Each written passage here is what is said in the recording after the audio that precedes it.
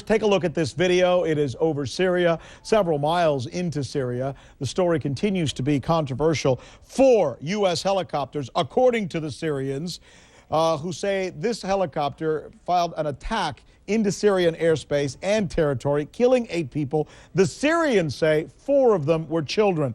The U.S., on the other hand, is saying no, that is not true what the Syrians are saying. The U.S. military is saying what they did do in this top secret mission was take out a militant who was running guns, money, and foreign fighters across the border. Joining us now is Congressman Dennis Kucinich from Ohio, who has some unkind words about this incident in reference to the Bush administration. Let me start you off with this question, Congressman. If this is a precision attack, taking out a provocateur, isn't that better than the Rumsfeld-style invasions that we've seen that people like you have been so critical of? Well, apparently it wasn't a precision attack because 8 innocent people were killed. According to the Syrians. Well, they're bodies that somebody produced. I think that we should be concerned that our nation stand for international law. And let's look at what's going on here. Iraq and Syria have already been working on security agreements.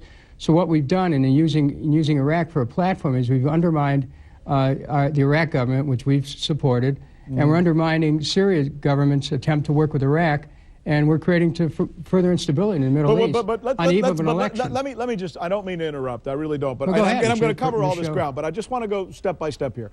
My first question refers to this.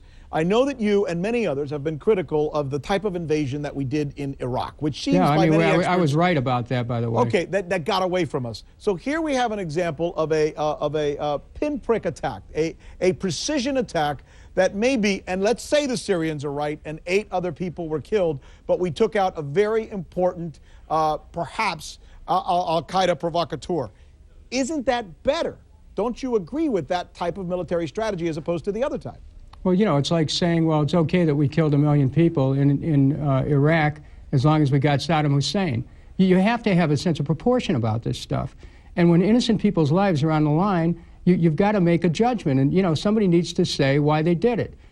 You know, I think that the United States has a right to protect itself, but the war in Iraq has not been about protecting America. It's made us less safe. It's made things less stable in the region, and that's my concern about it. We want a stronger country, we want a safe country. But we weren't safer because we attacked Iraq. We attacked a nation that did not attack us. Point well taken, and I think polls show that many of the people in the United States now agree with that perspective. But we're not talking about Iraq here. Let me bring you back to the main theme. But we are. That's a staging area for the attack. Well, let me bring you back to this main theme, and let me bring you back to the point that you make. This is from your letter that you issued today after this attack. You say, we must question the timing.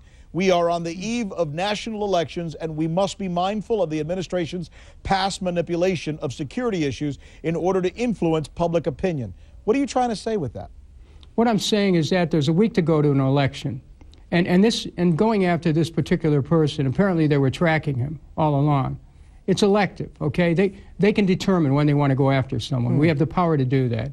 And the fact that we're on an eve of an election, we're violating international law, creating an attack inside another nation, you know, this can create the kind of crises that helps to change the emotional climate of an election. So you're saying this administration would conduct an unnecessary military exercise essentially for political reasons, to help John McCain? Yes, I am saying that. That's what you're saying. You're on the record as saying that. I'm saying that they could do that. That's right. Dennis Kucinich, Ohio Congressman. Thanks, sir, for taking time to join us today with your perspective on this. Thank you.